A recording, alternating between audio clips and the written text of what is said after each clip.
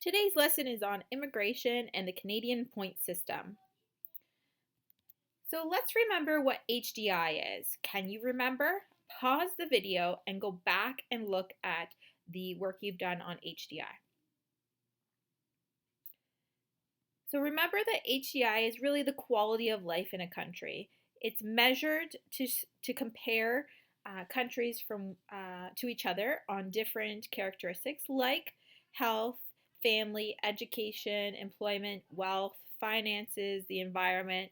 Okay, and we can use it to identify the countries that need help in development and with supports in education or healthcare, for example. Let's take a look at this image here. It's a little comic, and I'd like you to take a moment and pause the video and think about what it's saying. While you're pausing the video, please answer those 4 questions.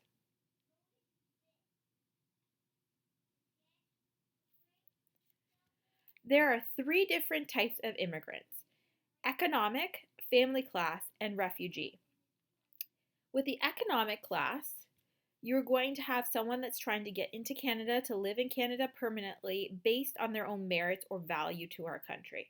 So there's 2 different subclasses here. There is the skilled worker, so people who have a job that or a skill that is wanted in Canada, okay?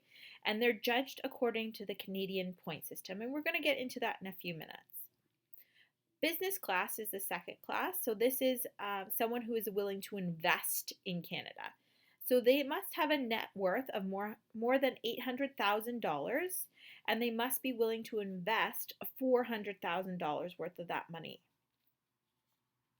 The next class is family class. So these are people trying to gain entry to Canada based on their relationship with someone who's already living here permanently. So often this is a spouse, a parent, a grandparent, or immediate family.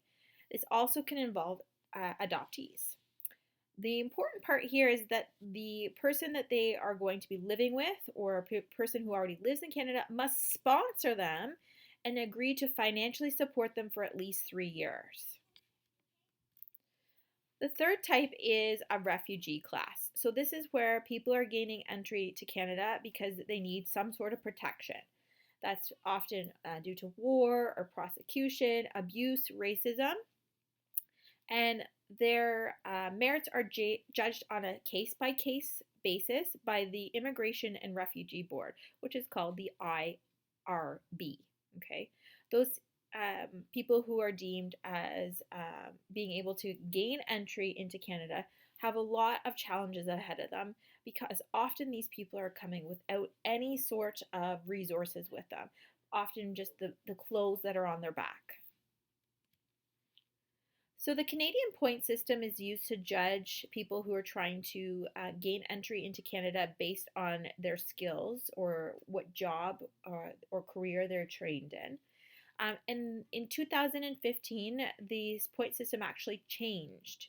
So if you have family members who immigrated before that, their characteristics of how they actually gained entry into Canada might be very different than how they were judged upon today. Okay. So it is based on a scale of 1,200 possible points, and they could be judged on their age, their education, their work experience.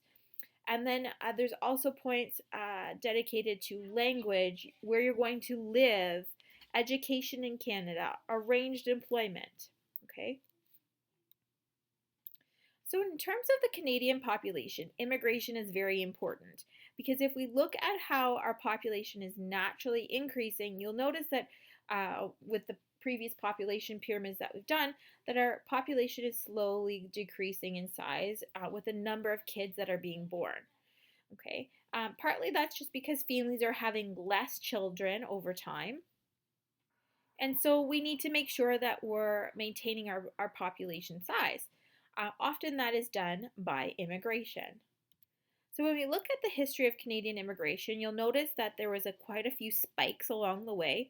We had people going after during the Great Expansion of Western Canada, and there was big incentives for land and space if you came here.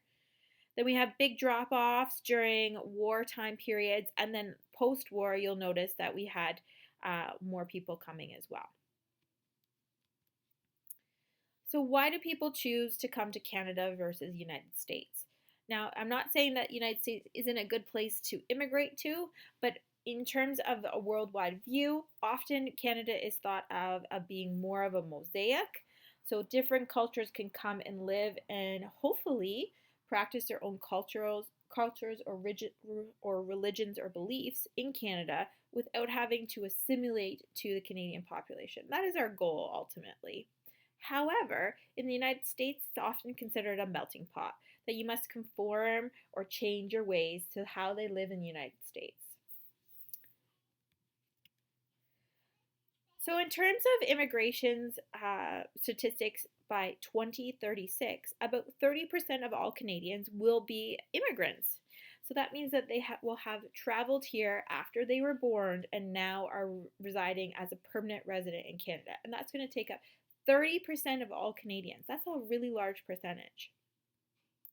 The country welcomed 1.2 million immigrants between 2011 and 2016. And 60.3% of them admitted to being economic immigrants. So that means that over 60% of the immigrants coming to Canada are saying that they're going to invest at least $400,000 in our economy. Okay. So let's think about our own life. Okay. What would be reasons that you would want to remain in Canada? And what would be reasons that if you didn't already live in Canada and you wanted to come to Canada, what would be attractive to you? So pause the video and write down 5 ideas.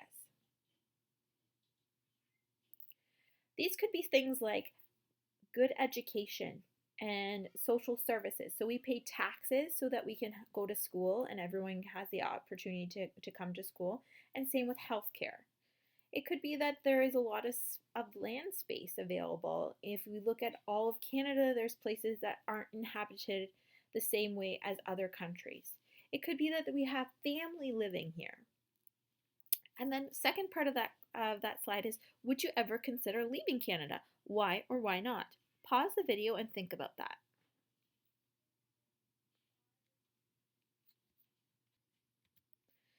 So in terms of how old the immigrants were, if we look at the ages statistics in 2017, you'll notice that there's a large percentage of people falling in the 25 to 29 years of age that have immigrated to Canada. If you think about when people are the least attached to their community, least attached to their family, it's probably around this age where they're able to either move by themselves because they're not married and have kids, or they often won't probably have elderly parents at that time, and they probably just came out of education, they have a little bit of work experience, and now they're looking for an adventure. Okay, you'll notice that there's very few immigrants after you get past about 45. So on the point system, as you go up in age, you get less points, okay? Because we know that after about 65 years of age, most people retire. And when you retire, you are often given money from the government through the Canadian pension plan, which you would have paid into throughout your years of work in Canada. So that means the government must support those people, must give them money, which they did pay into. But if you haven't worked in Canada all your life, you haven't paid into it the same amount. Okay. Where are Canadian immigrants coming from? So in terms of this chart for 2000, or this graph for 2016, you'll notice that the top 10 countries are listed along the bottom of this graph, and our top one is from India and then China. So those are 2 big countries where people are coming to our country. So where are people choosing to live? So this is by province, and you can see they're down the side here, and then the number of people is along the bottom down here. So most people are coming to Ontario, Quebec, and Alberta. And if you think about the population distribution in Canada, Most of the population are in Canada are residing in those three areas. We know that 50% of all the Canadian population is living in that greater Toronto area around our Lake Ontario. So there would be a lot of resources available for new immigrants. There'd be transit systems and support systems like being able to go to a government office to help look for work, help them create a resume, okay? Help with language skills. So this graph is looking at the unemployment rate for landed immigrants. So those are immigrants that are residing in Canada already, okay? So they've moved to Canada, and in 2017, if you had no high school diploma, the unemployment rate was 11.4%. But if you had a university degree or a post-secondary certificate or diploma, it was only 6.1%. So that's really important for the government to know because it's showing that if you have a higher level of education or education that's special to the field that you want to work in, you're going to have less chance of being unemployed. And that's really important to the government because we know that if you're unemployed, you often receive government funding through the EI, unemployment insurance. Okay? So I want you to take a moment and think about what are the pros and cons of allowing immigration in Canada. Now, when you're considering your answers, I want you to be thoughtful. I want you to be kind. Pause the video now and think of some ideas. So some of your pros might have been things like increasing cultural diversity and acceptance in our world, appreciating differences, learning about other people's backgrounds, ethnicities, traditions, okay? It could also be that we are increasing our population size and sustaining our population size. Some cons is that sometimes immigrants aren't fully supported when they come to Canada, so we might have to financially support them for a little bit longer. But just because we're supporting them does not mean that they can't be successful on their own once they get on their feet. It's really important for us to remember that. Let's look at our population pyramid for Canada. Now this is done for 2016, and you'll see on the right side we have the females in red and the males are in blue, okay?